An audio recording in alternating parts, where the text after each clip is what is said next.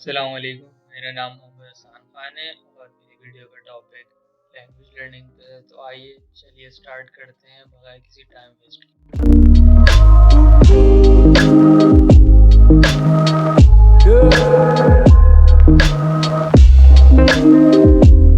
कि आप वीडियो के टाइटल से देख सकते हैं मेरी वीडियो का टॉपिक लैंग्वेज लर्निंग है और मैं इस बारे में बात करना चाहता हूँ कि किस तरीके से लैंग्वेज लर्निंग आपकी पर्सनैलिटी डेवलप करती है और आपको ग्रो करने में हेल्प करती है।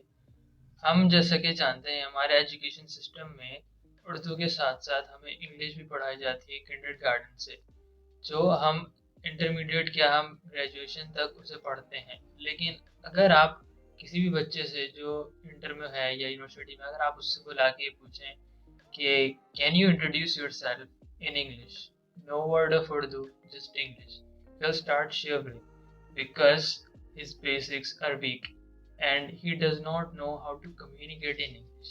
He knows how to write in English, वो अच्छी तरीके से शायद लिख भी लेगा एसेज लेटर जो आपसे कहेंगे, मगर जो लैंग्वेज का बुनियादी उसूल है कि बात करनी होती है वो नहीं कर पाएगा, क्योंकि उसको लैंग्वेज सिर्फ एक स्किल के तौर पे पढ़ाई गई है। उसे लैंग्वेज की एसेंस नहीं पढ़ाया, उसे लैंग्वेज को दूसरों के साथ कम्युनिकेट करना नहीं बताया गया। ये हमारे एजुकेशन सिस्टम का एक फ्लॉ है, लेकिन चले हम उसके बारे में तो कुछ नहीं कर सकते, मगर हम अपने आप को ज़रूर ग्रो कर सकते हैं।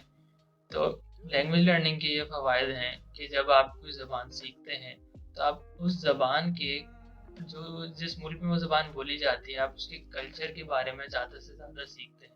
इसका एहसास मुझे जब हुआ कि जब मैंने अपने फाइनल प्रोजेक्ट के लिए जापानीज़ चूज़ की। उसका मेन रीज़न ये था कि मैं उससे पहले एनिमेज़ बहुत देख रहा था। एनिमे बेसिकली जापानीज़ एनिमेशन है, जिसे हम कार्टून कह सकते हैं, लेकिन वो जापानीज़ लैंग्वेज में होती है। तो मेरा उस पे मेरा मुझे उससे इंस्पिरेशन मिली और मैंने जापानीज़ चूज़ की। जब मैंने जापानीज़ सीखना स्टार्ट की तो मुझे जापान के कल्चर के बारे में बहुत पता चला कि किस तरह से वो हेल्दी डाइट्स लेते हैं, किस तरह उनके फेवरेट फूड सुशी और रामेन है, किस तरह से वो लोग बात करते हैं। वो जब मिलते हैं तो बाव डाउन करते हैं।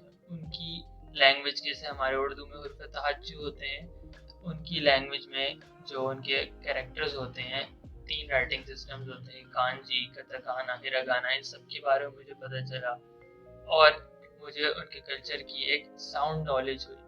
इसके अलावा जब हम लैंग्वेज सीखते हैं तो हमारे जो ब्रेन है उसके वो मोटरी पार्ट्स यूज़ होते हैं लैंग्वेज लर्निंग में, जो आमतौर से किसी और स्किल में यूज़ नहीं होते। इस तरह से न्यू न्यूरल पाथवे डेवलप होते हैं और आपकी मेमोरी रिटेनिंग बहुत स्ट्रांग हो जाती है। मतलब आप जो पढ़ रहे हैं वो आपको ज़्यादा देर तक याद रहता है और इस तरह से आपकी जो भूलने की बीमारी है वो भी बहुत कम हो जाती है। ये साइंटिफिक स्टडीज से प्रूव है कि जो लोग 2 या 3 ज़बानें बोलते हैं उनकी भूलने की बीमारी बहुत ज़्यादा डिले हो गई है as compare to those who only know one language. उसके अलावा लैंग्वेज लर्निंग के फ़वायद ये हैं कि आपको क्रिटिकल थिंकिंग आ जाती है। जब आप अपना ब्रेन इतना यूज़ कर रहे हैं, आपको सोचना पड़ रहा है, क्योंकि लैंग्वेज लर्निंग आसान चीज़ नहीं है। आप पूरी बेसिक से स्टार्ट करते हैं। अगर हमें याद है तो हमें किंडरगार्टन में अलिफ बे से स्टार्ट कराया गया था और अब हम उर्दू आराम से बोल लेते हैं। तो हम किसी और ज़बान को जब सीखते हैं तो हम फिर उसी तरीके से चलते हैं।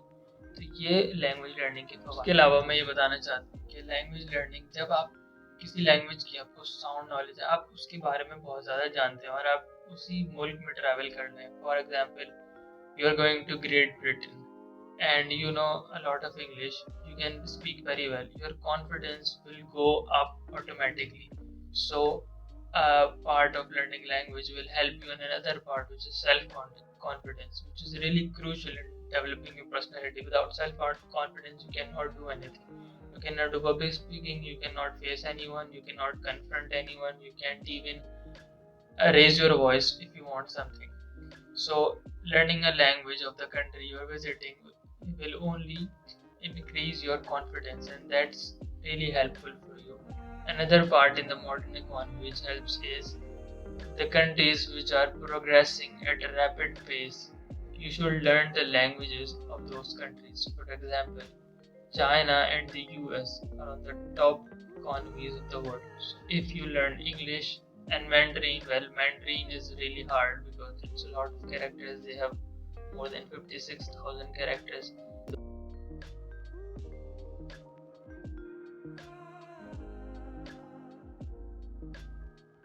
At the end, I would like to say thank you so much for watching my video. Peace out.